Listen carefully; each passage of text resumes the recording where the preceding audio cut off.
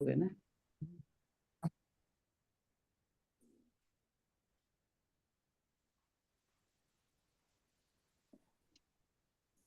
ਯਸਮੀਨਾ ਜੀ। ना मैं, हाँ जी, ना मैं मोमन विच मसीता, ना मैं विच कुफर दी रीतां, ना मैं पाकां विच पलीतां, ना मैं मूसा ना फिरौन, बुला की जाना मैं कौन। 60ਵੀਂ ਪੰਜਾਬੀ ਅਦਬੀ ਸੰਗਤ ਵਿੱਚ ਰਲਤ ਕਰ ਰਹੇ ਮੈਂ ਅਸੀਂ ਸਾਰੇ ਸੱਜਣ ਮਿੱਤਰ ਤੇ ਮੈਂ ਸਾਰੇ ਦੋਸਤਾਂ ਸੱਜਣ ਮਿੱਤਰ ਜਿੰਨੇ ਵੀ ਇਸ ਵਕਤ ਸਾਡੇ ਨਾਲ ਨੇ ਤੇ ਉਹਨਾਂ ਨੂੰ ਮੈਂ ਜੀ ਆਇਆਂ ਨੂੰ ਕਹਿੰਦੀ ਆ। ਤੇ ਅੱਜ ਦਾ ਸਾਡਾ ਜਿਹੜਾ ਟੌਪਿਕ ਹੈ ਉਹ ਬਾਬਾ ਬੁੱਲੇ ਸ਼ਾਹ ਦੀ ਕਾਫੀ, ਜਿਹੜੀ ਕਿ ਇੱਕ ਰਾਂਝਾ ਮੈਨੂੰ ਲੋੜੀਦਾ, ਇੱਕ ਰਾਂਝਾ ਮੈਨੂੰ ਲੋੜੀਦਾ। ਤੇ ਜ਼ੁਬੈਰ ਜੀ ਅੱਜ ਸਾਡੇ ਨਾਲ ਨੇ, ਸਾਡੇ ਪ੍ਰਾਹੁਣੇ ਨੇ ਤੇ ਜ਼ੁਬੈਰ ਜੀ ਇਹਦੇ ਉੱਤੇ ਖੁੱਲ ਕੇ ਚਾਨਣ ਪਾਣਗੇ ਔਰ ਫਿਰ ਉਹਦੇ ਬਾਅਦ ਅਸੀਂ ਸਾਡੇ ਦੋਸਤ ਮਿੱਤਰ ਇਹਦੇ ਉੱਤੇ ਕੁਝ ਆਪਣੇ ਵਿਚਾਰ ਸਾਂਝੇ ਕਰਨਗੇ। ਤੇ ਇੱਕ ਵਾਰੀ ਫਿਰ ਮੈਂ ਆਪਣੇ ਜਿਹੜੇ ਸਾਡੇ ਮਹਿਮਾਨ ਨੇ ਜ਼ੁਬੈਰ ਜੀ ਉਹਨਾਂ ਦਾ ਸ਼ੁਕਰੀਆ ਅਦਾ ਕਰਨੀ ਹੈ ਤੇ ਸਾਰੇ ਜਿਹੜੇ ਦੋਸਤ ਰਲਤ ਕਰ ਰਹੇ ਨੇ ਉਹਨਾਂ ਨੂੰ ਬਹੁਤ ਜ਼ਿਆਦਾ ਜੀ ਆਇਆਂ ਨੂੰ। ਤੇ ਅਸੀਂ ਸ਼ੁਰੂ ਕਰਨੇ ਵਿੱਚ ਜੀ ਜ਼ੁਬੈਰ ਜੀ ਦਾ ਮੈਂ ਤਾਰਫ ਮੇਰੇ ਖਿਆਲ 'ਚ ਕੋਈ ਕਰਾਉਣ ਦੀ ਮੈਨੂੰ ਨਹੀਂ ਇੰਨੀ ਲੋੜ ਲੱਗਦੀ, ਲੇਕਿਨ ਫਿਰ ਵੀ ਮੈਂ ਦੱਸ ਦੇਵਾਂ ਕਿ ਜ਼ੁਬੈਰ ਜੀ ਜਿਹੜੇ ਨੇ ਉਹ ਸ਼ਾਇਰ ਨੇ, ਕਹਾਣੀਕਾਰ ਨੇ, ਮਜ਼ਮੂਨ ਨਿਗਾਰ ਨੇ ਤੇ ਪੰਜਾਬੀ ਪਿਆਰੇ ਨੇ। 40 ਵਰ੍ਹਿਆਂ ਤੋਂ ਪੰਜਾਬੀ ਦੇ ਨਾਲ ਜੁੜੇ ਹੋਏ ਨੇ ਤੇ ਇਹਨਾਂ ਦੀਆਂ ਹੁਣ ਤੱਕ 8 ਕਿਤਾਬਾਂ ਆ ਚੁੱਕੀਆਂ ਨੇ, ਜਿਹਦੇ 'ਚ ਸ਼ਾਇਰੀ ਦੀਆਂ ਨੇ ਔਰ ਕਹਾਣੀਆਂ ਦੀਆਂ ਨੇ ਔਰ ਇਹਨਾਂ ਦੇ ਹੋਰ ਵੀ ਜਿਹੜੇ ਨੇ ਨਾ ਹੈ ਨੇ ਕਿਤਾਬਾਂ। ਤੇ ਇਹਦੇ ਇਲਾਵਾ ਅੱਜ ਕੱਲ ਬਲਕਿ ਕਈ ਵਰ੍ਹਿਆਂ ਤੋਂ ਇਹ ਇੱਕ ਅਦਾਰਾ ਚਲਾ ਰਹੇ ਨੇ ਕਿਤਾਬ ਤਰਿੰਜਨ ਦੇ ਨਾਂ ਤੋਂ, ਜਿੱਥੇ ਕਿ ਪੰਜਾਬੀ ਕਿਤਾਬਾਂ ਛਪਦੀਆਂ ਵੀ ਨੇ ਔਰ ਇੱਥੋਂ ਹਰ ਕਿਸਮ ਦੀ ਪੰਜਾਬੀ ਕਿਤਾਬ ਜਿਹੜੀ ਹੈ ਉਹ ਅਵੇਲੇਬਲ ਹੁੰਦੀ ਹੈ। ਤੇ ਜ਼ੁਬੈਰ ਜੀ ਸਾਡੇ ਲਈ ਮਾਣ ਨੇ ਤੇ ਇਹਦੇ ਇਲਾਵਾ ਡਾਹਾਂ ਪ੍ਰਾਈਜ਼ ਵੀ ਜੀਤੂ ਨੇ 2 ਵਾਰੀ। ਤੇ ਮੈਂ ਹੁਣ ਬੇਨਤੀ ਕਰਨੀ ਆ ਕਿ ਜ਼ੁਬੈਰ ਜੀ ਤੁਸੀਂ ਬਾਬਾ ਬੁੱਲੇ ਸ਼ਾਹ ਦੀ ਕਾਫੀ ਤੇ ਕੁਝ ਆਪਣੇ ਵਿਚਾਰ ਜਿਹੜੇ ਨੇ ਉਹ ਸਾਡੇ ਨਾਲ ਸਾਂਝੇ ਕਰੋ। ਜੀ ਜ਼ੁਬੈਰ ਜੀ। ਵਿਚਾਰ ਕਰਨੇ, ਮੈਂ ਇੱਕ ਲੇਖ ਪੜ੍ਹਨਾ। ਅੱਛਾ, ਉਹ ਲੇਖ ਵਿੱਚ ਤੁਹਾਡੇ ਵਿਚਾਰ ਹੀ ਨੇ ਨਾ। ਤਸਵੀਰ ਆ ਰਹੀ ਮੇਰੀ? ਆ ਰਹੀ ਹੈ, ਹਾਂਜੀ ਆ ਰਹੀ ਹੈ।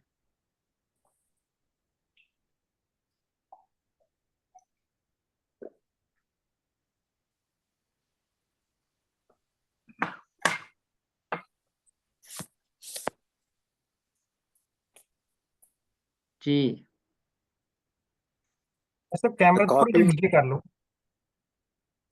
हाँ जी, ठीक हो गया, थैंक यू। मैं अपनी एक काफी एक किताब है मेरी, अलफ अल्लाह दिल रत्ता मेरा। सईद साहब लाहौर आए सी, लैके गए सी ਤੇ ਹੋਰ ਜਿਹੜੇ ਨੇ ਦੂਸਰੇ ਦੋਸਤ ਨੇ ਸ਼ਾਹਮੁਖੀ ਪੜਨ ਵਾਲੇ, ਉਹਨਾਂ ਕੋਲ ਤੇ ਹੋਏਗੀ। ਗੁਰਮੁਖੀ ਦੇ ਵਿੱਚ ਅਜੇ ਨਹੀਂ ਆਈ ਕਿਤਾਬ, ਮੈਂ ਕੋਸ਼ਿਸ਼ ਕਰ ਰਿਹਾ। ਤੇ ਇਹਦੀ ਜਿਹੜੀ ਹੈ ਇੱਕ ਕਾਫੀ ਮੈਂ ਪੜ੍ਹ ਰਿਹਾ, ਇੱਕ ਰਾਂਝਾ ਮੈਨੂੰ ਲੋੜੀ ਦਾ। ਇਹ ਕਾਫੀ ਜਿਹੜੀ ਹੈ ਬਾਬਾ ਬੁੱਲੇ ਸ਼ਾਹ ਦੀ ਹੈ। ਇੱਕ ਰਾਂਝਾ ਮੈਨੂੰ ਲੋੜੀ ਦਾ, ਕੁਣ ਫਯਕੂਨ ਨੂੰ ਅੱਗੇ ਦੀਆਂ ਲੱਗੀਆਂ, ਨਿਉ ਨਾ ਲਗੜਾ ਚੋਰੀ ਦਾ। ਇੱਕ ਰਾਂਝਾ ਮੈਨੂੰ ਲੋੜੀ ਦਾ, ਇੱਕ ਰਾਂਝਾ ਮੈਨੂੰ ਲੋੜੀ ਦਾ ਜਿਹੜਾ ਇਹਨੂੰ ਰਹਾਓ ਕਰਨੇ ਆ। ਇਹ ਹਰ ਜਿਹੜੇ 2 ਮਿਸਰੇ ਨੇ ਉਹਨਾਂ ਦੇ ਬਾਅਦ ਰਿਪੀਟ ਹੁੰਦਾ। ਆਪ ਛੜੀਂਦਾ ਨਾਲ ਮੱਜੀ ਦੇ, ਸਾਨੂੰ ਕਿਉਂ ਬੇਲਿਓ ਹੋੜੀ ਦਾ। ਇੱਕ ਰਾਂਝਾ ਮੈਨੂੰ ਲੋੜੀ ਦਾ, ਰਾਂਝੇ ਜਿਹਾ ਮੈਨੂੰ ਹੋਰ ਨਾ ਕੋਈ, ਮਿੰਤਾਂ ਕਰ ਕਰ ਮੋੜੀ ਦਾ। ਇੱਕ ਰਾਂਝਾ ਮੈਨੂੰ ਲੋੜੀ ਦਾ, ਸਾਂਵਲੜੀਆਂ ਦੇ ਨੈਣ ਸਲੂਣੇ, ਸੂਆ ਦੁਪੱਟਾ ਗੋਰੀ ਦਾ। ਇੱਕ ਰਾਂਝਾ ਮੈਨੂੰ ਲੋੜੀ ਦਾ, ਆਹਦ ਅਹਿਮਦ ਵਿੱਚ ਫਰਕ ਨਾ ਬੁੱਲਾ, ਰੱਤੀ ਇੱਕ ਭੇਤ ਮਰੋੜੀ ਦਾ। ਇੱਕ ਰਾਂਝਾ ਮੈਨੂੰ ਲੋੜੀ ਦਾ। ਮੁਸ਼ਕਿਲ ਲਫ਼ਜ਼ਾਂ ਦੇ ਮੈਂ ਮਾਇਨੇ ਕਰ ਦਿੰਦਾ। ਪਹਿਲੇ ਲੋੜੀ ਦਾ ਮੈਨੇ ਚਾਹੀਦਾ, कुण फयक्यूं, कुण मैंने हो जा, फयक्यून हो गया। ਰੱਬ ਨੇ ਜਦੋਂ ਕੁਨ ਫਯਕੂੰ ਕਿਹਾ ਸੀ ਤੇ ਦੁਨੀਆ ਬਣ ਗਈ ਸੀ। ਨਿਉ ਨੇ ਪਿਆਰ ਲਗਨ ਛਿੜੇਂਦਾ ਟੁਰ ਪੈਂਦਾ। ਛੜਨ ਟੁਰਨ ਰਵਾਨਾ ਹੋਵਣ ਨਿਕਲਣ ਮੋੜੀ ਦਾ ਵਾਪਸ ਲਿਆਈ ਦਾ। ਸਲੂਣੇ ਲੂਣ ਵਾਲੇ ਸਾਂਵਲੜੇ ਸੂਆ ਮੈਨੇ ਲਾਲ। ਅਹਦ ਇੱਕ ਇਕੱਲਾ ਰੱਤੀ ਇੱਕ ਜ਼ਰਾ ਜਿੰਨਾ ਬਿਲਕੁਲ ਥੋੜਾ। ਰੱਤੀ ਮਾਸ਼ਾ ਮਾਪਣ ਦਾ ਇੱਕ ਪੁਰਾਣਾ ਸਾਡਾ ਤਰੀਕਾ ਸੀ। ਇੰਝ ਜਾਪਦਾ ਹੈ ਜਿਵੇਂ ਪਿਛਲੀ ਕਾਫੀ ਵਿੱਚ ਇਹਨੂੰ ਮੈਂ ਛੱਡ ਦੇਣਾ। ਹੀਰ ਦੀ ਕਹਾਣੀ ਪਹਿਲੀ ਵਾਰ ਅਕਬਰ ਵਾਰੇ ਦਮੂਦਰ ਪਾਈ ਤੇ ਪੂਰੀ 17ਵੀਂ ਸਦੀ ਜੋੜ ਕਾੜਾ ਰੱਜ ਤੁਖਾਈ। ਪਰ ਬੁੱਲੇ ਸ਼ਾਹ ਦੇ ਵੇਲੇ ਇਹ ਭਾਂਬੜ ਬਣ ਗਈ ਤੇ ਵਾਰਿਸ ਸ਼ਾਹ ਮਗਰੋਂ ਹੀਰ ਮੱਤ ਦੀ ਚਰਚਾ ਹੋ ਗਈ, ਚਰਚਾ ਆਮ ਹੋ ਗਈ। ਹੀਰ ਕਹਾਣੀ ਘਰੋਂ ਘਰ ਖਿਲਰ ਗਈ, ਪਿੰਡੋਂ ਪਿੰਡ ਉੱਗ ਪਈ। ਬੁੱਲੇ ਸ਼ਾਹ ਦੀ ਉਲਟੇ ਹੋਰ ਜ਼ਮਾਨੇ ਦੀ ਗੱਲ ਹੀਰ ਬਿਨਾਂ ਅਧੂਰੀ ਰਹਿਣੀ ਸੀ। ਪੂਰੀ ਕਾਫੀ ਰਾਂਝੇ ਦੇ ਮੇਲ ਅਮੇਲ ਤੇ ਕਿਰਕ ਨਾਲ ਭਰੀ ਹੋਈ ਹੈ, ਹੀਰ ਦੇ ਇਸ਼ਕ ਨਾਲ ਗੁੜਚੀ ਹੋਈ ਹੈ। ਰਾਂਝਾ ਕੌਣ ਹੈ, ਕੀ ਹੈ? ਰਾਂਝਾ ਜੋ ਬਣਿਆ ਹੈ ਉਹ ਸਮਾਜੀ ਅਮਲ ਪਾਰੋਂ ਬਣਿਆ ਹੈ। ਆਪਣੇ ਪਿਓ ਚੌਧਰੀ ਦਾ ਲਾਡਲਾ ਤੇ ਕੰਮਕਾਰ ਨਹੀਂ ਕਰਦਾ, ਪਰ ਜ਼ਨਾਨੀਆਂ ਵਿੱਚ ਰਹਿੰਦਾ ਹੈ ਤੇ ਇਹਦਾ ਵਿਆਹ ਵੀ ਨਹੀਂ ਹੋਇਆ। ਪਿਓ ਦੇ ਮਰਨ ਉੱਤੇ ਭੋਏ ਦੀ ਵੰਡ ਕਰਨ ਵੇਲੇ ਸਭ ਤੋਂ ਬੰਜਰ ਜ਼ਮੀਨ ਰਾਂਝੇ ਨੂੰ ਦਿੱਤੀ ਗਈ। ਦਮੂਦਰ ਕਹਿੰਦਾ ਹੈ ਉਹਦੇ ਭਰਾ ਤੇ ਉਹਨੂੰ ਜਿੰਦਾ ਹੀ ਨਹੀਂ ਸੀ ਛੱਡਣਾ ਚਾਹੁੰਦੇ, ਸਵਾਦ ਲੈਂਦੇ ਸਨ ਉਹਨੂੰ ਤਸੀਹੇ ਦੇ ਕੇ, ਟਾਰਚਰ ਕਰਕੇ। ਰਾਂਝਾ ਹਵਰੇ ਕੋਈ ਹੋਰ ਰੂਪ ਹੈ ਕੁਦਰਤ ਦਾ ਜਿਹੜਾ ਬੰਦਿਆਂ ਅੰਦਰ ਹੈ। ਨਰ ਰੂਪ ਭਰਾਵਾਂ ਦਾ ਤਜਿਆ ਤੇ ਤਜ ਕੇ ਨਿਕਲਿਆ, ਜਿਹੜਾ ਜ਼ਨਾਨੀ ਦੇ ਕਾਬਲ ਹੀ ਨਹੀਂ। ਤਖਤ ਖਜ਼ਾਰਿਓਂ ਨਿਕਲ ਕੇ ਸਭ ਕੁਝ ਛੱਡ ਕੇ ਟੁੱਟਾ ਭੱਜਾ ਚਨਾਹ ਪਾਰ ਕਰਕੇ ਆਉਂਦਾ ਹੈ, ਉਸ ਨੂੰ ਜੇ ਪਛਾਣਿਆ ਤੇ ਹੀਰ ਨਹੀਂ। ਇਹ ਨਰ ਨਹੀਂ ਹੈ, ਅਨਰ ਹੈ। ਇਹ ਉਹ ਹੈ ਜੋ ਉਸ ਨੂੰ ਸਮਾਜੀ ਪ੍ਰਸੰਗ ਨੇ ਬਣਾਇਆ ਸੀ। ਪ੍ਰਸੰਗ ਮਾਨੇ ਬੈਕਗਰਾਉਂਡ। ਉਸ ਨੇ ਆਪਣੇ ਆਪ ਨੂੰ ਉਸ ਵਿੱਚੋਂ ਕੱਢਿਆ। ਮਰਦ ਦਾ ਕੰਮ ਹੈ ਰਾਜ ਕਰਨਾ, ਚਲਾਣਾ, ਦਬਾਣਾ। ਰਾਂਝਾ ਉਹ ਹੈ ਹੀ ਨਹੀਂ, ਨਾ ਉਸ ਨੂੰ ਜ਼ਨਾਨੀ ਮੰਨਦੀ ਹੈ ਨਾ ਮਰਦ। 5 ਭਰਜਾਈਆਂ ਰੱਜ ਚੁੱਕੀਆਂ ਹਨ। ਰਾਂਝਾ ਮਰਿਆ ਟੁੱਟਿਆ ਬੰਦਾ ਹੈ, ਉਹ ਨਰ ਹੈ ਹੀ ਨਹੀਂ। ਕੋਈ ਹੋਰ ਸਾਂਝ ਹੈ ਵਿਹਾਰ ਤੋਂ ਬਾਹਰੀ, ਕੋਈ ਪ੍ਰੇਰਨਾ ਹੈ, ਕੋਈ ਖਿਆਲ ਉਡਾਰੀ, ਕੋਈ ਖਿਆਲੀ ਹਾਲਤ ਜੋ ਨਿੜੀ ਸ਼ਾਇਰ ਨੂੰ ਮਹਿਸੂਸ ਹੁੰਦੀ ਹੈ। ਤੇ ਹੀਰ ਕੌਣ ਹੈ? ਨਜਮ ਹੁਸੈਨ ਸਈਦ ਇਸ ਕਾਫੀ ਦੀ ਪਰਖ ਕਰਦੇ ਲਿਖਦੇ ਨੇ, 16ਵੀਂ ਸਦੀ ਤੋਂ ਪੰਜਾਬ ਦੀ ਵਸੋਂ ਵਿੱਚ ਇੱਕ ਨਵੀਂ ਹਿਲਜੁਲ ਟੁਰੀ, ਜਿਸ ਬੁੱਲੇ ਸ਼ਾਹ ਦੇ ਵਾਰੇ 17ਵੀਂ ਸਦੀ ਦੇ ਮੋਹਰਲੇ ਪਾ ਚੋਖੀ ਤ੍ਰਿਖ ਆਨ ਫੜੀ। ਪੁਰਾਣੀ ਕੰਮ ਵੰਡ ਤੇ ਪੁਰਾਣੀ ਵਾਹ ਵਰਤਨ ਦਾ ਵਪਾਰ ਦੇ ਨਵੇਂ ਪਸਾਰ ਨਾਲ ਵਾਧੇ ਪਈ ਦੇਸੀ ਕੜਤਲ ਦੀਆਂ ਲੋੜਾਂ ਨਾਲ ਮੁੱਦਾ ਨਵੇਂ ਨਿਸਰ ਦੇ ਉਪਜ ਢੰਗ ਨਾਲ ਭੇੜ ਵੱਧ ਗਿਆ। ਪੁਰਾਣੇ ਵਸੇਬ ਦੀ ਰਾਖੀ ਰੀਤ ਦੀ ਪਕੜ ਪੌਲੀ ਹੋਣ ਲੱਗ ਪਈ। ਬੰਦੇ ਨੂੰ ਬੰਦਿਆਈ ਵਾਸਤੇ ਲੜਨ ਦੀ ਸਖਤ ਆਪਣੀਆਂ ਬਾਹਾਂ ਵਿੱਚ ਜਰਲਾਉਂਦੀ ਲੱਗੀ। ਇਹ ਵੇਲਾ ਹੈ ਹੀਰ ਦੀ ਜਵਾਨੀ ਦਾ। ਪੰਜਾਬੀ ਰੀਤ ਵਿੱਚ ਹੀਰ ਦੀ ਆਵਾਜ਼ ਤੇ ਉੱਭਰ ਕੇ ਹੋਕਾ ਬਣ ਵੰਜਣ ਦਾ। ਹੋਕਾ ਮਾਨੇ ਐਲਾਨ। ਹੀਰ ਨਿਸ਼ਾਨ ਹੈ ਜ਼ਮੀਨਦਾਰੀ ਵਰਤਾਰੇ ਦੇ ਸੰਗਲ ਦੀ ਸਭ ਤੋਂ ਮੁੱਢਲੀ, ਸਭ ਤੋਂ ਪੀੜਲੀ ਕੜੀ ਦੇ ਟੁੱਟਣ ਦਾ। ਸੱਚ ਸਦਾਬਾਦੀ ਕਰਨਾ ਉਹਨਾਂ ਦੀ ਕਿਤਾਬ 'ਚ ਇੱਕ ਲੇਖ ਨਜਮ ਸਾਹਿਬ ਦਾ, ਉੱਥੋਂ ਮੈਂ ਕੋਟੇਸ਼ਨ ਦਿੱਤੀ। ਕਾਫੀ ਕੁਨ ਫਯਕੂ ਤੋਂ ਛੂੰਦੀ ਹੈ ਤੇ ਆਹਦ ਅਹਿਮਦ ਦੀ ਗੱਲ ਉੱਤੇ ਮੁੱਕਦੀ ਹੈ ਤੇ ਵਿਚਲੀਆਂ ਸਤਰਾਂ ਵਿੱਚ ਹੀਰ ਰਾਂਝੇ ਦੀ ਕਹਾਣੀ ਹੈ। ਇਹ ਦੋ ਅੱਖਰ ਨੇ ਤੇ ਆਵਾਜ਼ਾਂ ਨੇ। ਰੱਬ ਆਖਿਆ ਹੋ ਜਾ ਤੇ ਹੋ ਗਿਆ। ਕਲਾਮ ਨਾਲ ਦੁਨੀਆ ਹੋਂਦ ਵਿੱਚ ਆਉਂਦੀ ਹੈ। ਅੱਖਰ ਸੁਰਤ ਹੈ। ਬਾਈਬਲ ਮੁਕੱਦਸ ਵਿੱਚ ਹੈ। ਹੋਂਦ ਵਿੱਚ ਅੱਖਰ ਸੀ, ਸ਼ੁਰੂ ਵਿੱਚ। In the beginning there was word। ਆਖਣ ਤੇ ਹੋਵਣ ਵਿੱਚ ਕੋਈ ਫਰਕ ਨਹੀਂ ਹੈ। ਆਹਦ ਅਹਿਮਦ ਵਿੱਚ ਵੀ ਕੋਈ ਫਰਕ ਨਹੀਂ।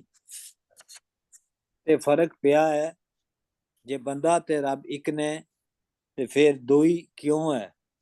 ਫਿਰ ਸਾਨੂੰ ਕਿਉਂ ਬੇਲਿਓ ਹੋੜੀਦਾ ਹੈ?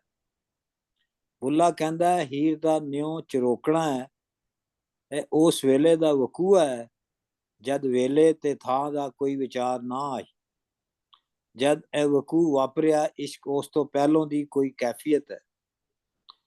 ਹੋਂਦ ਜਦ ਅਨਹੋਂਦ ਦੇ ਅੰਦਰ ਆਈ, ਉਸੇ ਨੇ ਕੁੰਨ ਕਹਾਇਆ। ਹੀਰ ਲਈ ਤਾਂ ਇਹ ਵਕੂਆ ਹੈ, ਅੱਜ ਕੱਲ ਦੀ ਗੱਲ ਹੈ। ਇਹ ਵਿਹਾਰ ਹੈ ਨਿਜ ਮਾਲਕੀ ਦਾ, ਉੱਚ ਚੱਕ ਦਾ, ਮਾੜੇ ਤੇ ਡਾਢੇ ਦਾ, ਜ਼ੋਰਾਵਰ ਤੇ ਹੀਣ ਦਾ, ਤਗਾਨ ਕਰਨ ਵਾਲੇ ਤੇ ਨਮਾਣੇ ਦਾ, ਜ਼ਨਾਨੀ ਤੇ ਮਰਦ ਦੇ ਫਰਕ ਦਾ, ਜਿਸ ਸਾਰੇ ਝੇੜੇ ਤੇ ਵਿਤਕਰੇ ਪਾਏ ਨੇ। ਬੁੱਲੇ ਲਈ ਇਹ ਫਰਕ ਕੁਦਰਤ ਦੀ ਰਜ਼ਾ ਤੇ ਉਸ ਦੀ ਮਨਸ਼ਾ ਦੇ ਉਲਟ ਹਨ। ਬਸ ਜੀ। ਹਾਂਜੀ, ਬਹੁਤ ਜ਼ਬਰਦਸਤ ਤੁਸੀਂ ਇਹਦੀ ਕੀਤੀ ਹੈ, ਕਾਫੀ ਦੀ ਐਕਸਪਲੇਨੇਸ਼ਨ ਤੇ ਬੜੀ ਇਨਫੋਰਮੇਟਿਵ ਹੈ। ਹਾਂਜੀ, ਹੁਣ ਸਾਡੇ ਦੋਸਤ ਗੱਲਬਾਤ ਕਰਨਗੇ।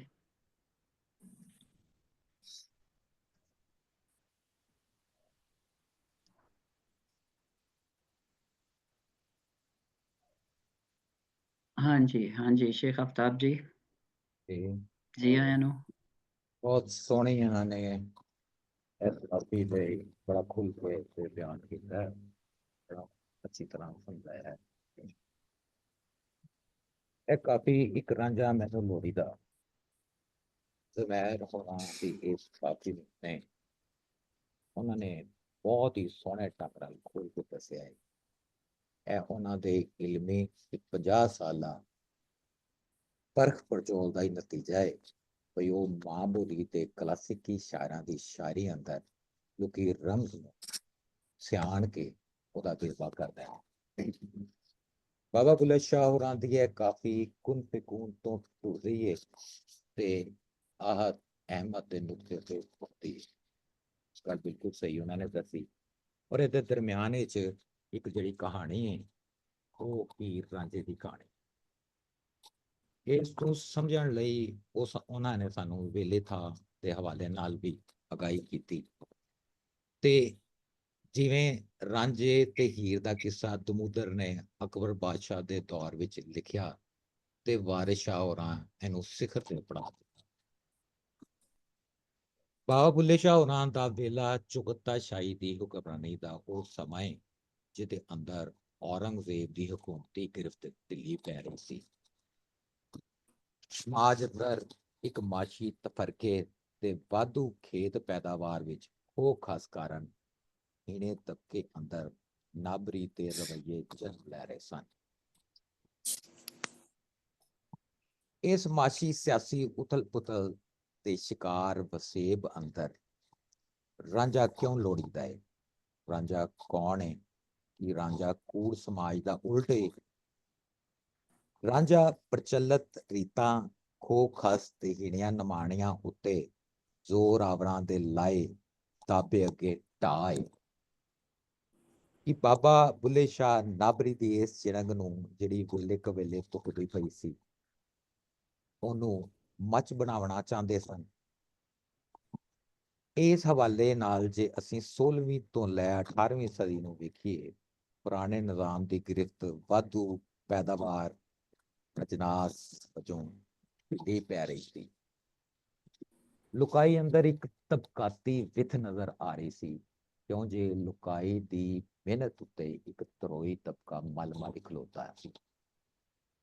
18ਵੀਂ ਸਦੀ ਦਾ ਪਹਿਲਾ ਅੱਧ ਇਹਨਾਂ ਨਾਬਰ ਲਹਿਰਾਂ ਦਾ ਵੇਲਾ ਹੈ।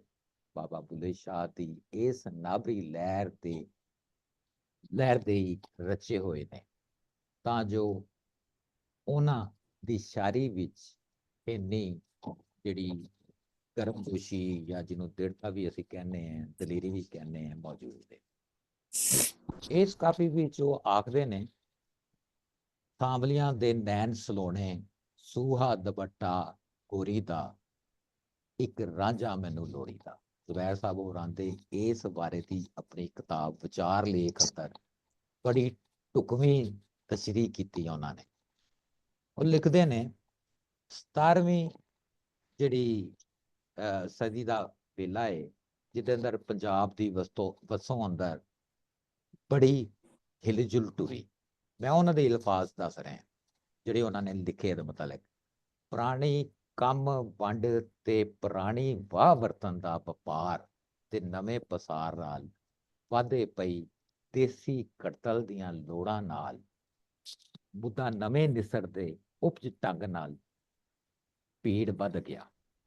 ਪੁਰਾਣੇ ਵਸੀਬ ਦੀ ਰਾਖੀ ਰੀਤ ਦੀ ਪਕੜ ਭੁੱਲੀ ਹੋਣ ਲੱਗ ਪਈ। ਬੰਦੇ ਆਪਣੀ ਵਧਿਆਈ ਵਾਸਤੇ ਲੜਨ ਦੀ ਸਖਤ ਆਪਣੀਆਂ ਬਾਹਾਂ ਵਿੱਚ ਡਰ ਲਾਉਂਦੀ ਲੱਗੀ।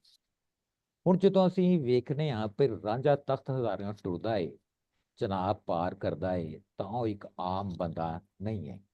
ਨਾ ਉਹਦੇ ਅੰਦਰ ਮਰਦ ਦੀ ਹਾਕਮੀਅਤ ਹੈ ਤੇ ਨਾ ਹੀ ਉਹ ਇਸ ਪਾਲਕੀ ਤੇ ਤਰੋਈ ਨਿਜ਼ਾਮ ਨੂੰ ਮੰਨਦਾ ਹੈ। ਉਹਦਾ ਮੁੱਦਾ ਬੰਦਿਆਈ ਹੈ। ਬਾਬਾ ਬੁੱਲੇ ਸ਼ਾਹ ਉਸ ਵੇਲੇ ਦੇ ਚਲਾਰ ਵਿੱਚ ਰਾਂਝੇ ਨੂੰ ਪ੍ਰਚਲਿਤੀ ਝੂਠ ਤੇ ਤਰੋਹ ਉੱਤੇ ਖਲੋਤੇ ਸਮਾਜ ਅੱਗੇ ਉਹਨੂੰ ਲਿਆ ਖਿਲਾਰ ਦਿੱਤਾ ਹੈ।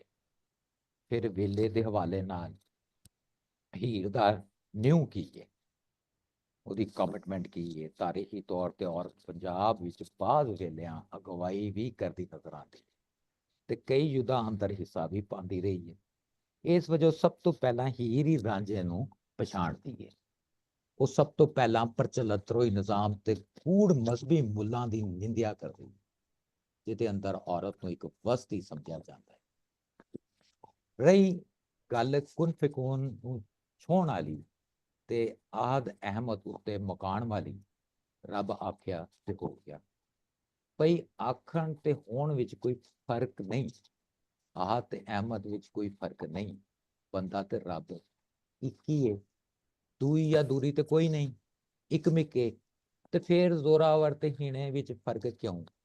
ਕੀ ਹੀਣਿਆਂ ਤੇ ਜ਼ੋਰਾਵਰਾਂ ਦਾ ਰੱਬ ਵੱਖੋ ਵੱਖ ਹੈ? ਬਾਬੇ ਬੁੱਲੇ ਸ਼ਾਹ ਇਸ ਚਲਤ ਵਿਹਾਰ ਨੂੰ ਨਹੀਂ ਮੰਨਦੇ।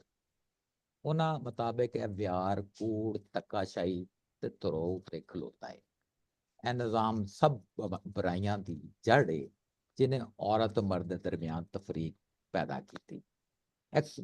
ਕੁਦਰਤ ਦੇ ਅਸੂਲਾਂ ਤੇ ਉਹਦੀ ਮਨਸ਼ਾ ਦੇ ਉਲਟੇ, ਜਿਹਦੇ ਅੰਦਰ ਬੰਦੇ ਤੇ ਉਹਦੀ ਵਧਿਆਈ ਦੀ ਗੱਲ ਨਾ ਹੋਵੇ, ਉਹ ਕਿਸ ਕਾਰੇ।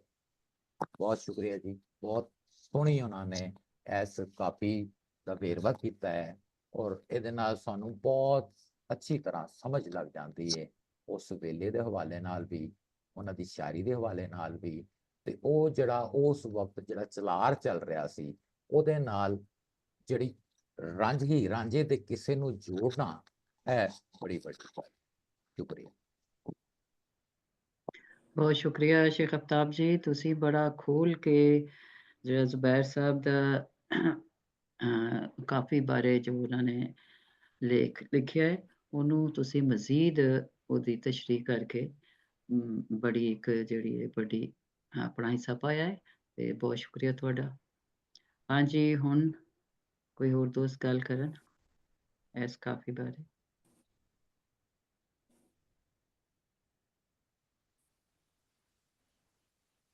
ਜੀ ਡਾਕਟਰ ਲੀਜ਼ੀਆ ਜੀ, ਤੁਸੀਂ ਕੁਝ ਕਹਿਣਾ ਚਾਹੋਗੇ? ਹਾਂਜੀ ਹਾਂਜੀ ਹਾਂਜੀ ਜੀ, ਇੱਕ ਸੈਕਿੰਡ, ਮੇਰੀ ਆਵਾਜ਼ ਆ ਰਹੀ ਸੀ? ਜੀ ਜੀ ਆ ਰਹੀ ਹੈ। Okay okay. ਸਭ ਤੋਂ ਪਹਿਲਾਂ ਤਾਂ ਇਹ ਕਿ ਕਾਫੀ ਬਹੁਤ ਹੀ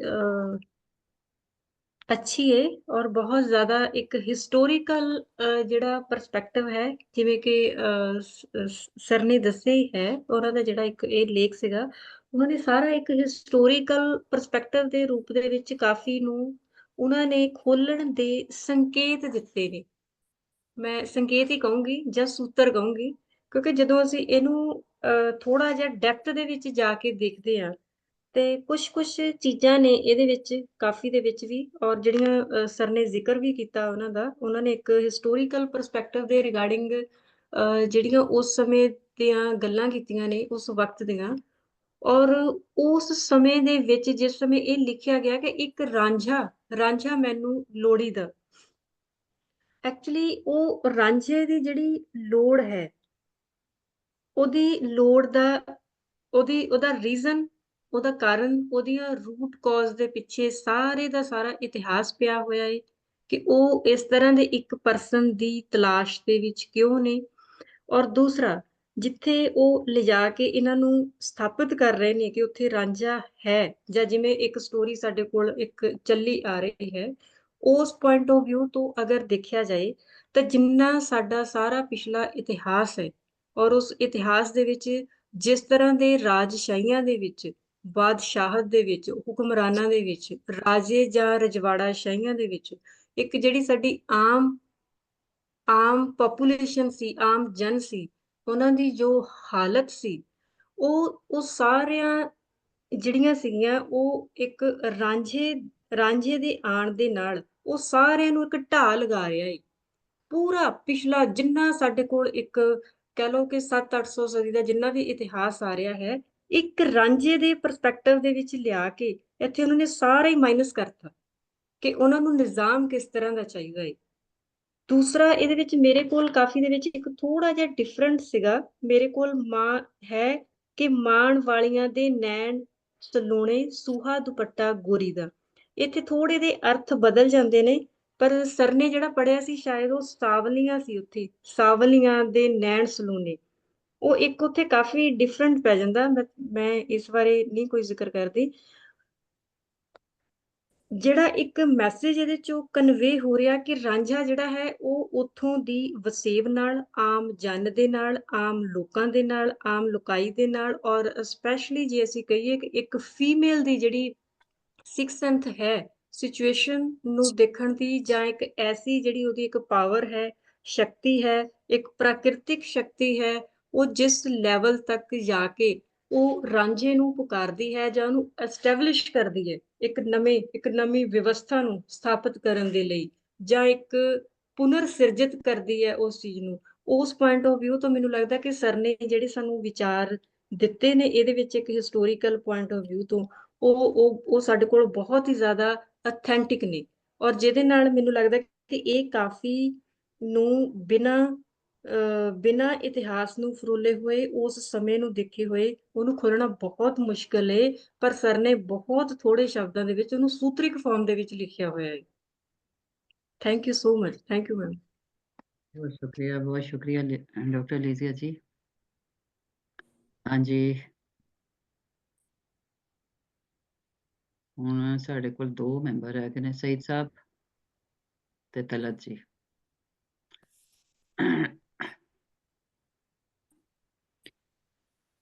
ਜੀ ਸਪੀਨਾ ਜੀ, ਮੈਂ ਥੋੜੀ ਜਿਹੀ ਗੱਲ ਕਰਾਂਗੀ। ਵੈਸੇ ਮੈਂ ਤੁਹਾਨੂੰ ਪਤਾ ਮੈਂ ਬਿਜ਼ੀ ਸੀ, ਮੈਂ ਕੁਝ ਜ਼ਿਆਦਾ ਇਹਦੇ ਤੇ ਮੈਂ ਪੜ੍ਹ ਨਹੀਂ ਸਕੀ, ਔਰ ਮੈਂ ਆਪਣੀ ਹੁਣੀ ਬਸ ਇਹ ਦੇਖਿਆ ਕਿ ਇਹ ਵਾਲੀ ਕਾਫੀ ਹੈ ਜਿਹੜੀ ਜ਼ੁਬੈਰ ਸਾਹਿਬ ਨੇ ਪੜ੍ਹਨੀ ਸੀ, ਤੇ ਮੈਂ ਉਹਦੇ ਤੇ ਬਹੁਤ ਜ਼ਿਆਦਾ ਗੱਲਬਾਤ ਤੇ ਨਹੀਂ ਕਰ ਸਕਾਂਗੀ। ਲੇਕਿਨ ਮੈਂ ਜਿਹੜੇ ਦੋਨੋਂ ਮੈਂਬਰਸ ਨੇ ਜਿਨ੍ਹਾਂ ਨੇ ਐਨਾਲਿਸਿਸ ਕੀਤਾ ਹੈ, ਸ਼ੇਖ ਆਫਤਾਬ ਜੀ ਨੇ ਤੇ ਡਾਕਟਰ ਸਾਹਿਬਾ ਨੇ, ਉਹ ਬਹੁਤ ਅੱਛਾ ਹੈ।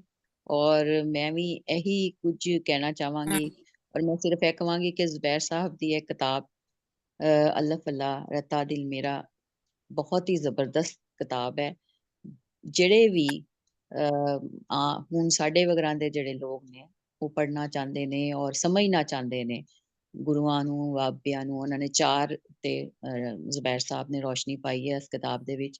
ਅਗਰ ਉਹਨਾਂ ਨੂੰ ਕੁਝ ਥੋੜਾ ਬਹੁਤ ਇਹਨਾਂ ਲੇਖਾਂ ਦੇ ਬਦੌਲਤ ਸਾਡੇ ਤੱਕ ਇੰਨੀ ਇਨਫੋਰਮੇਸ਼ਨ ਮਿਲੀ ਹੈ, ਹਿਸਟੋਰੀਕਲੀ ਵੀ, ਕਲਚਰਲ ਵੀ, ਔਰ ਇਕਨੋਮਿਕਲ ਮਤਲਬ ਮਾਸ਼ੀ ਹਾਲਾਤ ਜਿਹੜੇ ਨੇ ਉਸ ਵਕਤ ਦੇ, ਜਦੋਂ ਇਹ ਚੀਜ਼ਾਂ ਲਿਖੀਆਂ ਗਈਆਂ, ਕਾਫੀਆਂ ਲਿਖੀਆਂ ਗਈਆਂ, ਬਾਣੀਆਂ ਲਿਖੀਆਂ ਗਈਆਂ, ਤੇ ਉਹ ਸਾਰਾ ਕੁਝ ਜ਼ੁਬੈਰ ਸਾਹਿਬ ਨੇ ਬਹੁਤ ਹੀ ਸ਼ਾਨਦਾਰ ਤਰੀਕੇ ਨਾਲ ਇਸ ਕਿਤਾਬ ਦੇ ਜ਼ਰੀਏ ਸਾਡੇ ਤੱਕ ਪਹੁੰਚਾਇਆ ਹੈ। ਬਹੁਤ ਹੀ ਇਨਫੋਰਮੇਟਿਵ ਕਿਤਾਬ ਹੈ, ਔਰ ਇਹਦੇ ਵਿੱਚ ਜੋ ਕੁਝ ਵੀ ਜ਼ੁਬੈਰ ਸਾਹਿਬ ਨੇ ਕਿਹਾ ਹੈ ਉਹ ਬੜੇ ਸੋਰਸਿਸ ਨਾਲ ਉਹਨਾਂ ਨੇ ਇਹਨੂੰ ਬਿਆਨ ਕਰਨ ਦੀ ਕੋਸ਼ਿਸ਼ ਕੀਤੀ ਹੈ ਹਿਸਟੋਰੀਕਲੀ ਪਰਸਪੈਕਟਿਵ ਦੇ ਨਾਲ। ਤੇ ਜਿੱਥੋਂ ਤੱਕ ਇਸ ਕਾਫੀ ਦਾ ਹੈਗਾ, ਉਹ ਸ਼ੇਖ ਆਫਤਾਬ ਜੀ ਨੇ ਔਰ ਇਹਨਾਂ ਨੇ ਡਾਕਟਰ ਸਾਹਿਬਾਂ ਨੇ ਬਹੁਤ ਅੱਛੀ ਤਰੀਕੇ ਨਾਲ ਵਾਜ਼ਿਆ ਕਰਤਾ ਹੈ।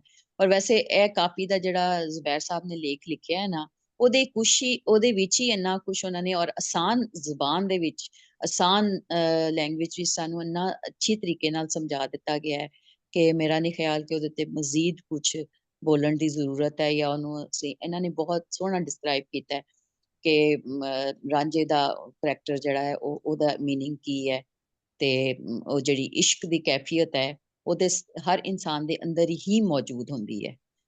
ਤੇ ਹੀਰ ਅਗਰ ਨਾ ਹੁੰਦੀ ਤੇ ਮੇਰਾ ਖਿਆਲ ਹੈ ਰਾਂਝੇ ਦਾ ਕਰੈਕਟਰ ਵੀ ਜਿਹੜਾ ਸੀ ਉਹ ਉਸ ਤਰ੍ਹਾਂ ਹੀਰ ਨੇ ਉਸ ਨੂੰ ਐਨਹਾਂਸ ਕੀਤਾ ਹੈ, ਉਸ ਕਰੈਕਟਰ ਦੀ ਅਹਿਮੀਅਤ ਨੂੰ, ਰਾਂਝੇ ਦੇ ਕਰੈਕਟਰ ਦੀ ਅਹਿਮੀਅਤ ਨੂੰ। ਦੋਵਾਂ ਦੀ ਬੜੀ ਖੂਬਸੂਰਤ ਹੈ ਵੈ। ਤੇ ਮੈਂ ਬਸ ਬਹੁਤ ਜ਼ਿਆਦਾ ਮੈਂ ਜ਼ੁਬੈਰ ਸਾਹਿਬ ਦੀ ਸ਼ੁਕਰਗੁਜ਼ਾਰ ਹਾਂ ਕਿ ਉਹਨਾਂ ਨੇ ਸਾਨੂੰ ਇੰਨਾ ਅੱਛੀ ਕਿਤਾਬ ਪ੍ਰੋਵਾਈਡ ਕੀਤੀ ਕਿ ਅਸੀਂ ਇਹਨਾਂ ਗੁਰੂਆਂ ਨੂੰ ਸਮਝੀਏ। ਬਹੁਤ ਸ਼ੁਕਰੀਆ। ਹਾਂਜੀ, ਬਹੁਤ ਸ਼ੁਕਰੀਆ ਤਲਤ ਜੀ। ਤੁਸੀਂ ਇਸ ਕਿਤਾਬ ਤੇ ਮੈਂ ਦੱਸ ਦਵਾਂ ਕਿ ਜ਼ੁਬੈਰ ਜੀ ਦੀ ਇਸ ਕਿਤਾਬ ਦੇ ਉੱਤੇ ਤੁਸੀਂ ਆਰਟੀਕਲ ਵੀ ਲਿਖਿਆ, ਤੇ ਇਹ ਤੁਹਾਡੀ ਮੁਹੱਬਤ ਦਾ ਸਬੂਤ ਹੈ। ਤੇ ਹਾਂਜੀ ਸਈਦ ਜੀ, ਸਈਦ ਸਾਹਿਬ। ਥੈਂਕ ਯੂ ਮੀਨਾ ਜੀ। ਮੈਂ ਉਹਨਾਂ ਚੰਦ ਖੁਸ਼ਕਿਸਮਤ ਲੋਕਾਂ ਚੋਂ ਜਿਨ੍ਹਾਂ ਕੋਲ ਇਹ ਕਿਤਾਬ ਮੈਂ ਹੱਥੀਂ ਵਸੂਲ ਪਾਈ ਸੀ ਤੁਹਾਡੇ ਕੋਲੋਂ ਆ ਕੇ। ਮੈਨੂੰ ਯਾਦ ਹੈ ਜੀ। ਜੀ ਬੜੀ ਮੇਰੀ ਖੁਸ਼ਕਿਸਮਤੀ ਸੀ। And I still have this book right in front of me, ਮੇਰੇ ਕੋਲ ਪਈ ਹੈ ਸਾਹਮਣੇ। ਔਰ ਬੜਾ ਮੈਂ ਇੰਜੋਏ ਕਰਨਾ ਪਿਆ ਬੁੱਕ, ਔਰ I am looking forward to another version of whatever is following this book। ਤੇ ਮਤਲਬ ਅਸੀਂ ਇੰਗਲਿਸ਼ ਸਟੂਡੈਂਟ ਵਾਸਤੇ ਤੇ ਇਹਦੇ ਵਿੱਚ ਜਿਹੜਾ ਜ਼ੁਬੈਰ ਸਾਹਿਬ ਨੇ ਐਕਸਪਲੇਨ ਕੀਤਾ ਹੈ ਔਰ ਡਿਫਰੈਂਟ ਪਰਸਪੈਕਟਿਵ ਲੈ ਕੇ ਆਏ ਨੇ, ਹਿਸਟੋਰੀਕਲ ਵੀ, ਪੋਲੀਟੀਕਲ ਵੀ, ਫਿਲੋਸੋਫੀਕਲ ਵੀ, ਔਰ ਸਾਡੀ ਜਿਹੜੀ ਕਲਾਸੀਕਲ ਰਿਲੀਜੀਅਸ ਤੇ ਟ੍ਰੈਡੀਸ਼ਨਸ ਨੇ ਜਿਹੜੇ ਆਪਣੇ ਇੰਡੋ ਪਾਕ ਦੇ, ਉਹ ਵੀ ਵਿੱਚ ਨਾਲ ਪਰੋਏ ਨੇ। ਸੋ ਇਹ ਕਾਫੀ ਨੂੰ ਪਹਿਲੇ ਅਸੀਂ ਸਮਝਦੇ ਸਾਂ ਜਦੋਂ ਅਸੀਂ ਛੋਟੇ ਸਾਂ, ਬੜੀ ਫਿਜ਼ੀਕਲ ਲੈਵਲ ਤੇ, ਲੇਕਿਨ ਜ਼ੁਬੈਰ ਸਾਹਿਬ ਦੀ ਕਾਫੀ ਦੀ ਹੈ ਜਿਹੜੀ ਆਰਟੀਕਲ ਪੜ੍ਹ ਕੇ ਤੇ ਹੁਣ ਲੱਗਦਾ ਹੈ ਕਿ ਉਹ ਜੋ ਕੁਝ ਅਸੀਂ ਸੋਚਿਆ ਸੀ ਜਾਂ ਸੋਚਨੇ ਸਾਂ, ਜਾਂ ਇੱਕ ਫਾਰਮੂਲੇ ਦੇ ਤਹਿਤ ਜਿਹੜਾ ਸਾਨੂੰ ਪੜ੍ਹਾਇਆ ਜਾਂਦਾ ਸਕੂਲਾਂ 'ਚ, ਬਿਲਕੁਲ ਗਲਤ ਸੀ। ਔਰ ਇਹ ਕਾਫੀ ਨੂੰ ਸਮਝਣ ਵਾਸਤੇ ਨਾ ਬਹੁਤ ਜ਼ਿਆਦਾ ਤੁਹਾਨੂੰ ਇਨ ਡੀਪ ਹਿਸਟੋਰੀਕਲ ਪਰਸਪੈਕਟਿਵ ਚਾਹੀਦਾ ਹੈ, ਔਰ ਉਹਦੇ ਬਗੈਰ ਤੁਸੀਂ ਬਿਲਕੁਲ ਨਹੀਂ ਸਮਝ ਸਕਦੇ ਐਡੇ ਵੱਡੇ ਫਲਸਫੀਆਂ ਨੂੰ ਤੇ ਸ਼ਾਇਰਾਂ ਨੂੰ। ਇਹ ਕਾਫੀ ਦੇ ਜਿਹੜੀ ਦੋ ਚੀਜ਼ਾਂ ਨੇ ਮੈਨੂੰ ਪਰਸਨਲੀ ਬਹੁਤ ਇੰਜੋਏ ਕੀਤੀਆਂ ਕਿ ਇੱਕ ਤੇ ਇਸ ਕਾਫੀ 'ਚ ਮੈਨੂੰ ਲੱਗਾ ਕਿ ਰਾਂਝਾ ਇੱਕ ਆਈਡੀਆ ਹੈ, ਉਹ ਆਈਡੀਆਲੋਜੀ ਹੈ ਜਿਹੜੀ ਕਿ ਉਸ ਵਕਤ ਦੇ ਮੌਜੂਦਾ ਆਈਡੀਆਲੋਜੀਜ਼ ਨੂੰ ਤੋੜਨ ਦੀ ਕੋਸ਼ਿਸ਼ ਕਰਦੀ ਪਈ ਹੈ। ਉਹਦੀਆਂ ਜ਼ੰਜੀਰਾਂ ਨੇ, ਉਹ ਆਈਡੀਆਲੋਜੀ ਉਹਨਾਂ ਨੂੰ ਤੋੜ ਕੇ ਨਿਕਲਣਾ ਚਾਹ ਰਹੀ ਹੈ। ਉਹ ਸਪੀਚ, ਉਹ ਫਰੀडम ਹੋ ਸਕਦੀ ਹੈ, ਫਰੀडम ਆਫ ਸਪੀਚ ਹੋ ਸਕਦੀ ਹੈ, ਫਰੀडम ਆਫ ਐਕਸਪ੍ਰੈਸ਼ਨ ਹੋ ਸਕਦੀ ਹੈ। ਮੈਂ ਮਾਡਰਨ ਲੀਗਲ ਪਰਸਪੈਕਟਿਵ ਬੋਲਣਾ ਜਿਹੜਾ ਮੇਰਾ ਬੈਕਗਰਾਉਂਡ ਹੈ। ਤੇ ਜਦੋਂ ਕਹਿੰਦੇ ਨੇ ਨਾ ਕਿ ਤੇ ਉਹਦਾ ਸਬੂਤ ਮੈਨੂੰ ਇੱਥੋਂ ਮਿਲਦਾ ਹੈ ਕਿ ਇੱਕ ਤੇ ਆਹਦ ਅਹਿਮਦ ਵਿੱਚ ਫਰਕ ਨਾ ਬੁੱਲਾ, ਇਹ ਜਿਹੜੀ ਲਾਈਨ ਹੈ, ਇਸ ਲਾਈਨ ਤੋਂ ਮੈਂ ਆਪਣਾ ਉਹ ਇੰਟਰਪ੍ਰੀਟੇਸ਼ਨ ਜਿਹੜੀ ਕੱਢਣਾ ਪਿਆ ਵਾ ਕਿ ਇੱਥੇ ਉਹੀ ਗੱਲ ਕਰਦੇ ਪਏ ਨੇ ਜਿਹੜੇ ਬਾਬਾ ਫਰੀਦ ਨੇ ਕਹੇ ਸੀ ਕਿ ਖਲਕ ਮੇ ਮੈਂ ਔਰ ਮੈਂ ਖਲਕ ਮੇ। ਜ਼ੁਬੈਰ ਸਾਹਿਬ ਨੂੰ ਯਾਦ ਆਉਣਾ ਪੂਰੀ ਲਾਈਨ ਉਹਦੀ, ਕਿ ਉਹੀ ਫਲਸਫਾ ਚੱਲਦਾ ਪਿਆ ਵੇ ਜੋ ਸਾਡੇ ਬਾਬਿਆਂ ਦਾ ਤੇ ਗੁਰੂਆਂ ਦਾ ਸੀ ਕਿ ਰੱਬ ਤੁਹਾਡੇ ਅੰਦਰ ਏ, ਰੱਬ ਬਾਹਰ ਨਹੀਂ, ਔਰ ਤੁਸੀਂ ਆਪਣੇ ਅੰਦਰ ਹੀ ਰੱਬ ਦੀ ਖੋਜ ਕਰੋ। ਤੇ ਆਹਦ ਅਹਿਮਦ ਵਿੱਚ ਫਰਕ ਨਾ ਬੁੱਲਾ, ਰੱਤੀ ਇੱਕ ਭੇਤ ਮਰੋੜੀ ਦਾ, ਕਿ ਤੁਸੀਂ ਵੱਖੋ ਵੱਖ, ਇਹ ਜਿਹੜੀ ਵੱਖ ਵੰਡ ਹੈ ਨਾ, ਰੱਬ ਤੇ ਬੰਦੇ ਦੀ ਵੰਡ ਜਿਹੜੀ ਵੱਖ ਕੀਤੀ ਹੈ ਕਿ ਉਹ ਬਾਹਰ ਤੇ ਉਹ ਥੱਲੇ ਤੇ ਉੱਤੇ, ਜਾਂ ਉਹ ਬਾਹਰ ਤੇ ਉਹ ਉਧਰ ਹੈ ਜਾਂ ਪਰੇ ਹੈ, ਇਹ ਵੰਡ ਨੂੰ ਖਤਮ ਹੋਣਾ ਚਾਹੀਦਾ ਹੈ। ਔਰ ਇਨਸਾਨੀਅਤ ਦਾ ਜਿਹੜਾ ਮੈਸੇਜ ਹੈ, ਜਿਹੜਾ ਕਿ ਬਾਬਾ ਬੁੱਲੇ ਸ਼ਾਹ ਦੀ ਕੀ ਮੈਸੇਜ ਹੈ ਉਹਨਾਂ ਦੇ ਤਮਾਮ ਲਿਖਾਵਤਾਂ ਦਾ, ਕਿ ਇਹ ਮੈਨੂੰ ਬੜਾ ਇੰਸਪਾਇਰ ਕੀਤਾ ਇਹਨੇ ਕਿ ਉਹਨਾਂ ਵਿੱਚ ਕੋਈ ਫਰਕ ਨਹੀਂ ਹੈਗਾ, ਉਹ ਇੱਕੋ ਹੀ ਨੇ। ਔਰ ਰੱਤੀ ਜਿਹੜੀ ਹੈ ਉਹ ਸੁਨਿਆਰੇ ਦੇ ਬੈਕਗਰਾਉਂਡ 'ਚ ਮੈਂ ਕਹਿ ਸਕਦਾ ਕਿ ਉਹ ਸਭ ਤੋਂ ਛੋਟਾ ਜਿਹੜਾ ਮੇਜਰ ਯੂਨਿਟ ਹੁੰਦਾ ਨਾ ਸੋਨੇ ਦਾ, ਉਹ ਰੱਤੀ ਹੁੰਦਾ। ਰੱਤੀ ਤੋਂ ਮਾਸ਼ਾ ਤੇ ਮਾਸ਼ੇ ਤੋਂ ਤੋਲਾ ਜਾਂਦਾ। ਤੇ ਉਹ ਕਹਿ ਰਹੇ ਕਿ ਰੱਤੀ ਜਿਹਾ ਫਰਕ ਵੀ ਨਹੀਂ ਹੈਗਾ ਇਹਨਾਂ 'ਚ। ਇਹ ਜਿਹੜਾ ਫਰਕ ਅਸੀਂ ਪਾ ਰਹੇ ਹਾਂ ਰੱਬ ਤੇ ਬੰਦੇ 'ਚ, ਇਹ ਉਹ ਇਹੀ ਫਰਕ ਦੀ ਵਜ੍ਹਾ ਨਾਲ ਸਾਰੀ ਦੁਨੀਆ ਜਿਹੜੀ ਹੈ ਉਹ ਮੁਸ਼ਕਲ 'ਚ ਲੁਕਾਈ ਔਖੀ ਹੋਈ ਹੈ। ਇਹਦੀ ਵਜ੍ਹਾ ਇੱਕ ਵਿਜੋਗ ਵੀ ਹੈ ਜਿਹਦੀ ਵਜ੍ਹਾ ਨਾਲ ਅਸੀਂ ਮੁਸ਼ਕਲ 'ਚ ਆਏ ਹਾਂ। ਇਹ ਉਹੀ ਸੈਪਰੇਸ਼ਨ ਹੈ ਔਰ ਇਹ ਉਹੀ ਹੈ ਜਿਹਨੂੰ ਉਹਨੇ ਜੁਦਾਈ ਹੈ ਜਿਹਦੇ ਬਾਰੇ ਚ ਰੂਸੋ ਨੇ ਵੀ ਕਿਹਾ ਸੀ ਕਿ we are everywhere in change. ਇਹ ਉਹ ਚੇਂਜ ਨੇ ਜਿਹੜੇ ਅਸੀਂ ਆਪਣੇ ਆਪ ਪਾਈਆਂ ਹੈ ਤੇ ਰੱਬ ਤੇ ਬੰਦੇ ਨੂੰ ਇੱਕ ਹੋਣਾ ਚਾਹੀਦਾ ਹੈ ਔਰ ਇਨਸਾਨੀਅਤ ਨਾਲ ਸਭ ਨੂੰ ਮਾਪਣਾ ਚਾਹੀਦਾ ਹੈ, ਦੁਨੀਆ 'ਚ ਦੇਖਣਾ ਚਾਹੀਦਾ। ਸੋ ਇਹ ਮੈਨੂੰ ਇੱਕ ਵੱਖਰਾ ਇਹਦੇ 'ਚ ਪਹਿਲੂ ਨਜ਼ਰ ਆਇਆ ਜਿਹੜਾ ਕਿ ਮੈਂ ਬੜਾ ਇੰਜੋਏ ਕੀਤਾ ਇਹਦੀ ਕਾਫੀ 'ਚ। Thank you Zubair Sahib ji. ਬਹੁਤ ਸ਼ੁਕਰੀਆ ਸਈਦ ਸਾਹਿਬ। ਅੱਛਾ ਜ਼ੁਬੈਰ ਸਾਹਿਬ, ਤੁਸੀਂ ਉਹ ਡਾਕਟਰ ਲੀਜ਼ੀਆ ਨੇ ਕਿਹਾ ਸੀ ਕਿ ਕੁਝ ਥੋੜਾ ਵਰਡਿੰਗ 'ਚ ਸ਼ਾਇਦ ਫਰਕ ਹੈ, ਉਹਦੇ ਬਾਰੇ ਤੁਸੀਂ ਕੁਝ ਦੱਸੋ ਕਿ ਕਾਫੀ ਜਿਹੜੀ ਹੈ ਕਿਹੜਾ ਵਰਡ ਜਿਹੜਾ ਹੈ ਉਹ ਵੈਲਿਡ ਹੈ ਜਾਂ ਸਹੀ ਵਰਤਿਆ ਜਾਂਦਾ ਹੈ, ਸਹੀ ਕਿਹਾ ਜਾਂਦਾ ਹੈ? ਮੈਂ 2-3 ਗੱਲਾਂ ਹੋਰ ਵੀ ਕਰਾਂਗਾ। ਇਹ ਜਿਹੜੀ ਵਰਡਿੰਗ ਦਾ ਕੀਤਾ ਇਹਨਾਂ ਨੇ ਨਾ, ਜਿਹੜਾ ਬਾਬਾ ਬੁੱਲੇ ਸ਼ਾਹ ਦੀ ਜਿਹੜਾ ਵੇਲਾ ਹੈ, ਬਾਬਾ ਬੁੱਲੇ ਸ਼ਾਹ 1680 ਵਿੱਚ ਆਪ ਦਾ ਜਨਮ ਹੋਇਆ ਔਰ 1756-57 ਚ ਆਪ ਨੇ ਵਿਸਾਲ ਪਾਇਆ। ਉਹਦੇ ਬਾਅਦ ਜਿਹੜਾ ਹੈ 18ਵੀਂ ਸਦੀ ਚ ਪੂਰੀ 18ਵੀਂ ਸਦੀ ਲੰਘ ਗਈ, ਫਿਰ 19ਵੀਂ ਸਦੀ ਆਈ ਔਰ 1849 ਦੇ ਵਿੱਚ ਗੋਰੇ ਇੱਥੇ ਆਏ ਜਦੋਂ ਪੰਜਾਬ ਦੀ ਐਨੈਕਸੇਸ਼ਨ ਹੋਈ, ਤੇ 1860-70 ਚ ਜਾ ਕੇ ਪੰਜਾਬ ਚ ਪ੍ਰਿੰਟਿੰਗ ਪ੍ਰੈਸ ਆਇਆ। ਪ੍ਰਿੰਟਿੰਗ ਪ੍ਰੈਸ ਆਇਆ ਤੇ ਬੁੱਲੇ ਸ਼ਾਹ ਦੀਆਂ ਕਾਫੀਆਂ ਛਪਣੀਆਂ ਸ਼ੁਰੂ ਹੋਈਆਂ। ਬੁੱਲੇ ਸ਼ਾਹ ਦਾ ਸਾਰਾ ਕਲਾਮ ਜਿਹੜਾ ਹੈ, ਉਹ ਕੋਈ ਸਾਡੇ ਕੋਲ ਕਿਤਾਬ ਨਹੀਂ ਹੈ ਜਿਹਦੇ ਤੋਂ ਅਸੀਂ ਕਹੀਏ ਕਿ ਇਹ ਕਲਾਮ ਹੈ। ਇਹ ਅਸੀਂ ਦੁਆ ਦਈਏ ਗਾਵਣ ਵਾਲਿਆਂ ਨੂੰ, ਖਾਸ ਤੌਰ ਤੇ ਕਵਾਲਾਂ ਨੂੰ, ਜਿਨ੍ਹਾਂ ਨੇ ਇਹ ਕਲਾਮ ਗਾਇਆ ਤੇ ਸਾਂਭ ਕੇ ਰੱਖਿਆ। ਤੇ 19ਵੀਂ ਸਦੀ ਦੇ ਅਖੀਰ ਤੇ ਜਾ ਕੇ ਬੁੱਲੇ ਸ਼ਾਹ ਦੀ ਕਿਤਾਬ ਬਣਨੀ ਸ਼ੁਰੂ ਹੋਈ ਤੇ ਉਹ ਫਿਰ ਕਰਦੇ ਸਾਡੇ ਵੇਲੇ ਤੱਕ ਜਿਹੜਾ ਹੈ, ਸਭ ਤੋਂ ਪਹਿਲੇ ਡਾਕਟਰ ਫਕੀਰ ਮੁਹੰਮਦ ਫਕੀਰ ਨੇ 1960-62 ਚ ਕਲਾਮ ਛਾਪਿਆ ਸੀ। ਲਿਹਾਜ਼ਾ ਜਿਹੜਾ ਜਿੰਨੇ ਵੀ ਕਲਾਮ ਦੇ ਨੁਸਖੇ ਹੈਗੇ ਨੇ, ਉਹਨਾਂ ਵਿੱਚ ਬਹੁਤ ਜ਼ਿਆਦਾ ਫਰਕ ਹੈਗਾ। ਡਾਕਟਰ ਲੇਜ਼ੀਆ ਜਿਹੜੇ ਆ ਜ਼ਿਕਰ ਕਰ ਰਹੀ ਨੇ, ਇਹਨਾਂ ਕੋਲ ਉਹ ਜਿਹੜਾ ਨਾ ਗੁਰਮੁਖੀ ਦੇ ਵਿੱਚ ਉਸ ਤਰ੍ਹਾਂ ਦੀ ਉਹ ਆਈ ਹੋਏਗੀ, ਲੇਕਿਨ ਮੇਰੇ ਹਿਸਾਬ ਦੇ ਵਿੱਚ ਇਹ ਜਿਹੜੀ ਲੈ ਉਹਨਾਂ ਨੇ ਕਿਹਾ ਮਾਣ ਵਾਲੀਆਂ ਦੇ ਨੈਣ ਸਲੂਣੇ, ਲੇਕਿਨ ਸਾਡੇ ਕੋਲ ਹੈਗਾ ਸਾਂਵਲੜੀਆਂ ਦੇ ਨੈਣ ਸਲੂਣੇ ਸੂਆ ਦੁਪੱਟਾ ਗੋਰੀ ਦਾ। ਉਹ ਸਾਂਵਲੜੀਆਂ ਜਿਹੜਾ ਨਾ, ਮੈਂ ਸਮਝਦਾ ਬਹੁਤ ਹੀ ਕਮਾਲ ਹੈ, ਉਹ ਇੰਨਾ ਪੋਇਟਿਕ। ਉਹ ਕਹਿ ਰਿਹਾ ਜਿਹੜੀਆਂ ਸਾਂਵਲੜੀਆਂ ਨੇ, ਸਾਂਵਲੜੀਆਂ ਕੌਣ ਨੇ? ਉਹ ਲੋਕਲ ਜਿਹੜੀਆਂ ਔਰਤਾਂ ਨੇ, ਉਹਨਾਂ ਦਾ ਰੰਗ ਸਾਂਵਲਾ, ਚਿੱਟਾ ਰੰਗ ਜਿਹੜਾ ਉਹ ਆਰੀਆਵਾਂ ਦਾ ਰੰਗ ਹੈ। ਜਿਹੜੀਆਂ ਲੋਕਲ ਸੀ, ਜਿਹੜਾ ਕ੍ਰਿਸ਼ਨ ਹੈ ਉਹਦਾ ਮਤਲਬ ਡਾਰਕ ਹੈ, ਸਾਂਵਲਾ ਹੈ, ਕ੍ਰਿਸ਼ਨ ਵੀ ਸਾਂਵਲਾ ਹੈ। ਤੇ ਸਾਂਵਲੜੀਆਂ ਦੇ ਲੈਣ ਜਿਹੜੇ ਨੇ, ਉਹ ਕਹਿ ਰਹੇ ਸਲੂਣੇ ਨੇ, ਸਾਲਟੀ ਨੇ, ਔਰ ਸੂਆ ਦੁਪੱਟਾ ਜਿਹੜਾ ਗੋਰੀ ਦਾ ਹੈ। ਐਕਚੁਅਲੀ ਜਿਹੜੀ ਸਾਰੀ ਕਾਫੀ ਹੈ, ਉਹ ਜਿਹੜਾ ਬੁੱਲੇ ਸ਼ਾਹ ਦਾ ਜ਼ਮਾਨਾ ਹੈ, ਉਹਦੇ ਵਿੱਚ ਸ਼ੁਰੂ ਮੈਂ ਜ਼ਿਕਰ ਕੀਤਾ ਹੈ ਕਿ ਗੱਲ ਜਿਹੜੀ ਸ਼ੁਰੂ ਹੋਈ ਹੈ ਉਹ 16ਵੀਂ ਸਦੀ ਤੋਂ ਸ਼ੁਰੂ ਹੋਈ। ਇੱਕ ਜਿਹੜੀ ਜਾਗ ਲੱਗਣੀ ਸ਼ੁਰੂ ਹੋਈ ਔਰ ਉਹਦੇ ਨਾਲ ਹੀ ਗੁਰੂ ਨਾਨਕ ਹੈ ਜਿਹੜਾ 15ਵੀਂ ਔਰ 16ਵੀਂ ਸਦੀ ਚ ਹੈ, ਔਰ ਸ਼ਾਹ ਹੁਸੈਨ ਹੈ 16ਵੀਂ ਸਦੀ ਦੇ ਵਿੱਚ। ਦਮੂਦਰ ਵੀ ਹੈ, ਦਮੂਦਰ ਨੇ ਹੀਰ ਲਿਖੀ। ਜਿਹੜੀ ਸਭ ਤੋਂ ਮਜ਼ੇਦਾਰ ਗੱਲ ਹੈ ਸਾਡੀ ਸ਼ਾਇਰੀ ਦੇ ਵਿੱਚ, ਜਿਹੜੀ ਦੁਨੀਆ ਦੀ ਕਿਸੇ ਸ਼ਾਇਰੀ ਦੇ ਵਿੱਚ ਨਹੀਂ ਹੈ, ਕਿ ਹੀਰ ਰਾਂਝੇ ਦੀ ਕਹਾਣੀ ਅਸੀਂ ਇੱਕ ਰਮਜ਼ ਬਣ ਗਈ। ਸ਼ਾਹ ਹੁਸੈਨ ਨੇ ਸਭ ਤੋਂ ਪਹਿਲੇ ਉਸ ਰਮਜ਼ ਨੂੰ ਵਰਤਿਆ, ਰਾਂਝਾ ਰਾਂਝਾ ਕਰਦੀ ਨੀ ਮੈਂ ਆਪੇ ਰਾਂਝਾ ਹੋਈ, ਹੀਰ ਬੈਰਾਗਨ ਹੋਈ। ਫਿਰ ਬੁੱਲੇ ਸ਼ਾਹ ਨੇ ਹੀਰ ਦਾ ਕਿੱਸਾ ਕੋਈ ਨਹੀਂ ਲਿਖਿਆ, ਨਾ ਸ਼ਾਹ ਹੁਸੈਨ ਨੇ ਲਿਖਿਆ। ਇਹ ਕਿੱਸਾ ਗੋ ਨਹੀਂ ਸਨ, ਇਹ ਕਾਫੀ ਗੋ ਸ਼ਾਇਰ ਸਨ, ਲੇਕਿਨ ਇਹ ਹੀਰ ਦੀ ਗੱਲ ਕਰਦੇ। ਜਦੋਂ ਆਪਣੀ ਗੱਲ ਕਰਨ ਲਈ ਹੀਰ ਨੂੰ ਲੈ ਕੇ ਆਉਂਦੇ ਨੇ, ਇੱਕ ਰਾਂਝਾ ਮੈਨੂੰ ਲੋੜੀਦਾ, ਇਹ ਹੀਰ ਕਹਿ ਰਹੀ ਹੈ ਇੱਕ ਰਾਂਝਾ ਮੈਨੂੰ ਲੋੜ। ਉਹ ਜਿਹੜੀ ਪੂਰੀ 18ਵੀਂ ਸਦੀ ਹੈ ਜਿਹੜੀ ਬੁੱਲੇ ਸ਼ਾਹ ਦੀ, ਉਹਦੇ ਵਿੱਚ ਜਿਹੜੀ ਬਹੁਤ ਵੱਡੀ ਇੱਕ ਚੇਂਜ ਆਈ ਸੀ ਕਿ ਜਿਹੜਾ ਮੁਗਲ ਰਾਜ ਸੀ ਉਹ ਖਤਮ ਹੋ ਗਿਆ ਸੀ, ਉਹਨੂੰ ਚੈਲੰਜ ਕਰਨਾ ਸ਼ੁਰੂ ਕਰਤੇ ਸੀ ਔਰ ਸਿੱਖ ਜਿਹੜੇ ਨੇ ਉਹਨੂੰ ਸਿੱਖ ਲਹਿਰ ਕਹਿੰਦੇ ਨੇ, ਲੇਕਿਨ ਐਕਚੁਅਲੀ ਉਹ ਫਰੀਦੀ ਤੇ ਨਾਨਕੀ ਲਹਿਰ ਸੀ, ਨਾਨਕ ਪੰਥੀ ਲਹਿਰ ਸੀ, ਜਿਹੜੀ ਲੋਕਾਂ ਦੀ ਇੱਥੋਂ ਦੀ ਲੋਕਲ ਲਹਿਰ ਹੈਗੀ ਸੀ। ਔਰ ਜਿਹੜਾ ਰਣਜੀਤ ਸਿੰਘ ਐਂਡ ਦੇ ਅਖੀਰ ਤੇ ਰਣਜੀਤ ਸਿੰਘ ਆਂਦਾ ਹੈ 1799 ਚ, ਔਰ ਉਹਨੂੰ ਲਾਹੌਰ ਦੀਆਂ ਚਾਬੀਆਂ ਦੇਣ ਵਾਲੇ ਮੁਸਲਮਾਨ ਸਨ, ਅਰਾਈ ਸਨ ਲਾਹੌਰ ਦੇ, ਤੇ ਲਿਹਾਜ਼ਾ ਇਹ ਉਹਦੇ ਵਿੱਚ ਫਰਕ ਨਹੀਂ ਹੈ ਸੀ।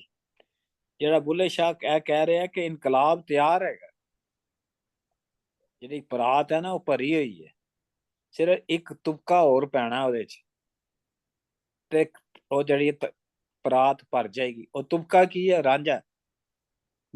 ਉਹ ਰਾਂਝਾ ਕੀ ਹੈ? ਰਾਂਝਾ ਉਹ ਜੀ ਹੈ ਜਿਹਨੂੰ ਸੁਸਾਇਟੀ ਨੇ ਰਿਜੈਕਟ ਕਰਤਾ ਹੈ। ਜਦੋਂ ਹੀਰ ਕੋਲ ਜਾਂਦਾ ਉਹਦੇ ਪੈਰਾਂ 'ਚ ਜੁੱਤੀ ਵੀ ਨਹੀਂ ਹੈਗੀ, ਤੇ ਜਦੋਂ ਉਹਦੇ ਸਾਹਮਣੇ ਆਂਦੀ ਹੈ, ਰਾਂਝੇ ਉੱਠ ਕੇ ਆਖਿਆ ਵਾਹ ਸੱਜਣ, ਹੀਰ ਹੱਸ ਕੇ ਤੇ ਮਿਹਰਬਾਨ ਹੋਈ।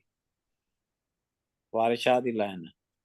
ਉਹ ਇਹ ਜਿਹੜਾ ਦੋਵੇਂ ਇੱਕ ਦੂਜੇ ਨੂੰ ਪਛਾਣ ਲੈਂਦੇ ਨੇ, ਹੀਰ ਤੇ ਰਾਂਝਾ, ਉਹ ਫਿਰ ਸਾਰੀ ਉਹੀ ਜਿਹੜੀ ਹੈ ਨਾ ਉਹ ਤਾਕਤ ਹੈ ਸ਼ਾਇਰਾਂ ਦੀ, ਕਿਉਂਕਿ ਸ਼ਾਇਰ ਜਿਹੜੇ ਨੇ ਉਹ ਵੀ ਉਸ ਚੀਜ਼ ਨੂੰ ਹੀ ਲੈ ਕੇ ਆਉਣਾ ਚਾਹੁੰਦੇ ਨੇ ਜਿਹੜਾ ਸਮਾਜ ਨੂੰ ਉਲਟਾ ਦੇਵੇ। ਔਰ ਦੋਵਾਂ ਦੀ ਫਿਰ ਉਹ ਜਿਹੜੀ ਹੈ ਉਹ ਜਿਹੜੀ ਇੱਥੇ ਹੋਕਾ ਦੇ ਰਹੀ ਹੈ ਬਾਰ-ਬਾਰ, ਔਰ ਮੈਂ ਇਹ ਵੀ ਕਹਿ ਰਹੀ ਹੈ ਕਿਨ ਫਕੀਰ ਨੂੰ ਅੱਗੇ ਦੀਆਂ ਲੱਗੀਆਂ। ਔਰ ਆਹਦ ਜਿਹੜਾ ਹੈ ਉਹ ਰੱਬ ਹੈ, ਅਹਿਮਦ ਜਿਹੜਾ ਉਹ ਇਨਸਾਨ ਹੈ, ਬੰਦਾ ਹੈ। ਇੱਕ ਰੱਤੀ ਪੇਤ ਮਰੋੜੀ ਦਾ, ਸਿਰਫ ਮੀਮ ਦਾ ਹੀ ਫਰਕ ਹੈ ਨਾ। ਆਹਦ ਵਿੱਚ ਤੁਸੀਂ ਮੀਮ ਪਾ ਦਿਓ ਉਹ ਅਹਿਮਦ ਹੋ ਜਾਏਗਾ, ਤੇ ਕਹਿੰਦੇ ਨਹੀਂ ਫਰਕ ਹੈਗਾ ਦੋਵਾਂ ਚ, ਤੇ ਤੁਸੀਂ ਉਹਨਾਂ ਨੂੰ ਵੱਖ-ਵੱਖ ਕਰ ਦਿੱਤਾ ਹੈ। ਬਾਦਸ਼ਾਹ ਜਿਹੜਾ ਉਹ ਨਾਇਬ ਬਣ ਗਿਆ। ਇਸ ਤਰ੍ਹਾਂ ਹੀ ਉਹ ਕੁਨ ਫਕਿਉ ਨੂੰ ਵੀ ਇਹੀ ਹੈ ਕਿ ਸਾਰੀ ਕਾਇਨਾਤ ਜਿਹੜੀ ਹੈ, ਸਾਰਾ ਸਿਸਟਮ ਜਿਹੜਾ, ਸਾਰੀ ਦੁਨੀਆ ਜਿਹੜੀ ਹੈ ਉਹ ਇਸ਼ਕ ਦੇ ਉੱਤੇ ਚੱਲ ਰਹੀ ਹੈ, ਇੱਕ ਰਿਲੇਸ਼ਨਸ਼ਿਪ 'ਚ ਹੈ, ਬੰਦੇ ਦਾ ਤੇ ਰੱਬ ਦਾ, ਰੱਬ ਦਾ ਤੇ ਬੰਦੇ ਦਾ, ਹੀਰ ਤੇ ਰਾਂਝੇ ਦਾ। ਸਾਰਾ ਸਮਾਜ ਇਸ ਤੇ ਖਲੋਤਾ ਹੈ, ਔਰ ਸਾਰਾ ਜਿਹੜਾ ਹੈ ਉਹ ਜਿਹੜਾ ਸਾਰਾ ਉਸ, ਲੇਕਿਨ ਇਸ ਗੱਲ ਨੂੰ ਕਰਨਾ ਉਦੋਂ ਕਰਨਾ ਜਦੋਂ ਲੜਾਈ ਹੋ ਰਹੀ ਸਾਰੀ ਮੁਗਲਾਂ ਦੇ ਖਿਲਾਫ, ਤੇ ਹੀਰ ਦੀ ਗੱਲ ਕਰਨਾ ਐਸੇ ਹੀ ਸਦੀ ਦੇ ਵਿੱਚ ਬਾਬਾ ਜਦੋਂ ਬੁੱਲੇ ਸ਼ਾਹ ਚਲੇ ਗਏ ਸਨ, 10 ਸਾਲ ਬਾਅਦ ਹੀ 1667 ਵਿੱਚ 1767 ਵਿੱਚ ਵਾਰਿਸ ਸ਼ਾਹ ਹੀਰ ਮੁਕੰਮਲ ਕਰਦਾ ਹੈ। ਇਹ ਬੜੀ ਰਿਚ ਸਦੀ ਹੈ, 18ਵੀਂ ਸਦੀ। ਇਹਦੇ ਪਹਿਲੇ ਅੱਧ ਦੇ ਵਿੱਚ ਬੁੱਲੇ ਸ਼ਾਹ ਹੈ, ਦੂਸਰੇ ਅੱਧ ਦੇ ਵਿੱਚ ਵਾਰਿਸ ਸ਼ਾਹ, ਔਰ ਦੋਵੇਂ ਜਿਹੜੇ ਨੇ ਉਹ ਸਰ ਕੱਢ ਜਿਹੜੇ ਸ਼ਾਇਰ ਨੇ। ਸਾਡਾ ਜਿਹੜਾ ਪ੍ਰੋਬਲਮ ਹੈਗਾ, ਜਿਹੜਾ ਅਸੀਂ ਸਾਰਿਆਂ ਨੂੰ ਸੂਫੀ ਕਹਿ ਦਿੰਦੇ ਆ। ਇਹ ਮੈਂ ਕੱਲ ਵੀ ਗੱਲ ਕੀਤੀ ਉੱਥੇ ਫੈਸਲਾਬਾਦ ਲਿਟਰੇਰੀ ਫੈਸਟੀਵਲ, ਸੂਫੀ ਕਹਿ ਕੇ ਉੱਤੇ ਹਰੀ ਚਾਦਰ ਪਾ ਦਿੰਦੇ ਆ, ਉਹ ਸਾਰਾ ਮਤਲਬ ਹੀ ਲੁਕਾ ਦਿੰਦੇ ਆ। ਇਹ ਤਾਰੀਖ ਦੇ ਵਿੱਚ ਜ਼ਿੰਦਾ ਸਨ, ਜਿਉਂਦੇ ਜਾਗਦੇ ਲੋਕ ਸਨ, ਔਰ ਜਿਹੜੇ ਤਾਰੀਖ ਦੇ ਵਿੱਚ ਤਾਰੇ ਚੱਲ ਰਹੇ ਸੀ, ਜਿਹੜੇ ਵਿਚਾਰ ਚੱਲ ਰਹੇ ਸਨ, ਇਹ ਸਾਰੇ ਜਿਹੜੇ ਸੀ ਇਹ ਉਹਨਾਂ ਨੂੰ ਕਨਫਰੰਟ ਕਰ ਰਹੇ ਸੀ, ਅਲਾਈਵ ਸਨ। ਬਾਬਾ ਬੁੱਲੇ ਸ਼ਾਹ ਦੀ ਕਮਾਲ ਹੈਗਾ ਕਿ ਉਹ ਜਿਹੜੀ ਜਿਨ੍ਹਾਂ ਨੂੰ ਇਹ ਸਿੱਖ ਕਹਿੰਦੇ ਜੀ ਸਿੱਖ ਲਹਿਰ ਹੈ, ਸਿੱਖ ਲਹਿਰ, ਉਹਨੇ ਤੇ ਇੱਕ ਦਫਾ ਵੀ ਆਪਣੀ ਸ਼ਾਇਰੀ 'ਚ ਇਸ ਦਾ ਜ਼ਿਕਰ ਨਹੀਂ ਕੀਤਾ, ਔਰ ਸਿੱਖਾਂ ਦੇ ਖਿਲਾਫ ਇੱਕ ਲਫ਼ਜ਼ ਨਹੀਂ ਹੈ, ਹਿੰਦੂਆਂ ਦੇ ਖਿਲਾਫ ਇੱਕ ਲਫ਼ਜ਼ ਨਹੀਂ ਹੈ। ਇਸ ਲਹਿਰ ਨੂੰ ਉਹ ਵਡਿਆ ਰਿਹਾ, ਕਹਿ ਰਿਹਾ ਉਲਟੇ ਹੋਰ ਜ਼ਮਾਨੇ ਆਏ ਤਾਂ ਮੈਂ ਭੇਦ ਸਜਣ ਦੇ ਪਾਏ, ਜਾਂ ਕਹਿ ਰਿਹਾ ਕਦੀ ਗੁਰੂ ਤੇਗ ਬਹਾਦਰ ਹੋਇਓ, ਨਾ ਸੁੰਨੀ ਨਾ ਮੁਸਲਮਾਨ, ਸੁਲਹ ਕੁਲ ਕਾ ਮਾਰਗ ਲਿਆ। ਤੇ ਅਸੀਂ ਜਿਹੜੀ ਤਾਰੀਖ ਹੈ, ਮੈਂ ਜਿਹੜੀ ਪੂਰੀ ਕਿਤਾਬ ਦਾ ਮੇਰਾ ਥੀਸਿਸ ਹੈ ਉਹ ਹੈ ਕਿ ਜਿਹੜੀ ਅਸੀਂ ਤਾਰੀਖ ਹੈ ਉਸ ਨੂੰ ਅਸੀਂ ਪੜ੍ਹਨ ਲੱਗੀ, ਇਹਨਾਂ ਸ਼ਾਇਰਾਂ ਦਾ ਕਲਾਮ ਪੜ੍ਹੀਏ। ਅਸੀਂ ਸਿਰਫ ਤਾਰੀਖ ਤੇ ਸਾਨੂੰ ਨਫ਼ਰਤ ਸਿਖਾ ਰਹੀ, ਉਹਦੇ ਆਪਣੀ ਮਰਜ਼ੀ ਦਾ ਅਸੀਂ ਮਤਲਬ ਕੱਢ ਲੈਂਦੇ ਹਾਂ। ਔਰ ਕਮਾਲ ਦੀ ਗੱਲ ਹੈਗੀ ਹੈ, ਮੈਂ ਜਾਣਦਾ ਵਾਂ ਬੜੇ ਵੱਡੇ ਹਿਸਟੋਰੀਅਨ ਨੇ ਪੰਜਾਬ ਦੇ, ਅੰਗਰੇਜ਼ੀ 'ਚ ਕਿਤਾਬਾਂ ਲਿਖਦੇ ਨੇ, ਉਹਨਾਂ ਨੇ ਕਦੀ ਬੁੱਲੇ ਸ਼ਾਹ ਨੂੰ ਨਹੀਂ ਪੜ੍ਹਿਆ, ਕਦੀ ਵਾਰਿਸ ਸ਼ਾਹ ਨੂੰ ਨਹੀਂ ਪੜ੍ਹਿਆ। ਉਹ ਕਿਹੜੀਆਂ ਪੰਜਾਬ ਦੀਆਂ ਤਾਰੀਖਾਂ ਲਿਖ ਰਹੇ ਨੇ? ਬੁੱਲੇ ਸ਼ਾਹ ਨੂੰ ਪੜ੍ਹੇ ਬਗੈਰ ਉਹ ਸਦੀ ਸਮਝ ਹੀ ਨਹੀਂ ਆ ਸਕਦੀ। ਇਸ ਤਰ੍ਹਾਂ ਦੀਆਂ ਮਿਲੀਆਂ ਜੁਲੀਆਂ ਸਾਰੀਆਂ ਗੱਲਾਂ ਜਿਹੜੀਆਂ ਨੇ ਉਹ ਕੀਤੀਆਂ ਨੇ ਆਫਤਾਬ ਸਾਹਿਬ ਨੇ ਵੀ, ਔਰ ਸਈਦ ਸਾਹਿਬ ਨੇ ਵੀ, ਔਰ ਡਾਕਟਰ ਲੇਜ਼ੀਆ ਨੇ ਵੀ ਬੜੇ ਅੱਛੇ ਹੀ ਜਿਹੜੀ ਹੈ ਗੁਫ਼ਤਗੂ ਕੀਤੀ ਹੈ, ਕਿਉਂਕਿ ਗੈਪ ਬੜਾ ਜ਼ਿਆਦਾ ਆ ਗਿਆ ਸਾਡਾ ਸੰਗਤ ਦਾ ਤੇ ਦੋਸਤ ਥੋੜੇ ਨੇ, ਲੇਕਿਨ ਉਹ ਕਹਿੰਦੇ ਨੇ 2 ਬੰਦੇ ਹੋਣ ਤੇ ਸੰਗਤ ਬਣ ਜਾਂਦੀ ਹੈ।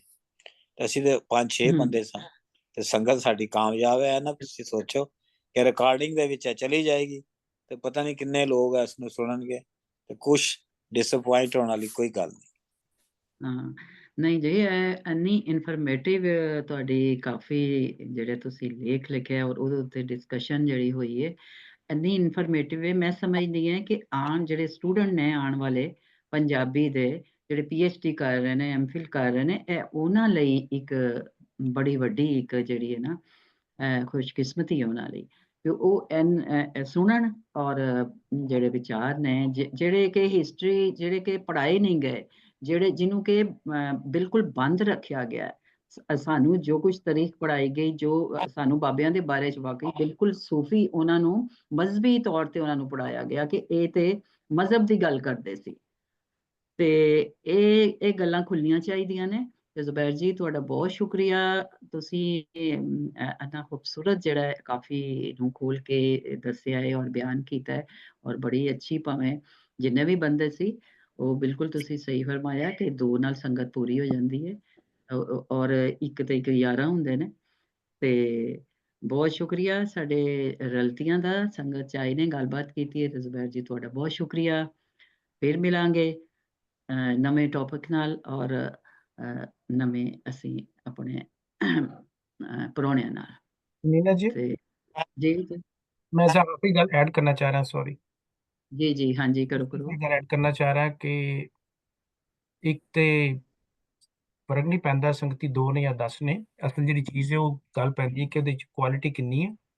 ਔਰ ਜ਼ੁਬੈਰ ਸਾਹਿਬ ਬੈਠੇ ਹੋ, ਤੁਸੀਂ ਬੈਠੇ ਹੋ, ਸਾਡੇ ਸੰਗਤੀ ਜਿਹੜੇ ਨੇ ਉਹ ਸਾਰੇ ਕੁਆਲਿਟੀ ਐਡ ਕਰਦੇ ਨੇ ਇਸ ਪ੍ਰੋਗਰਾਮ ਦੇ ਵਿੱਚ।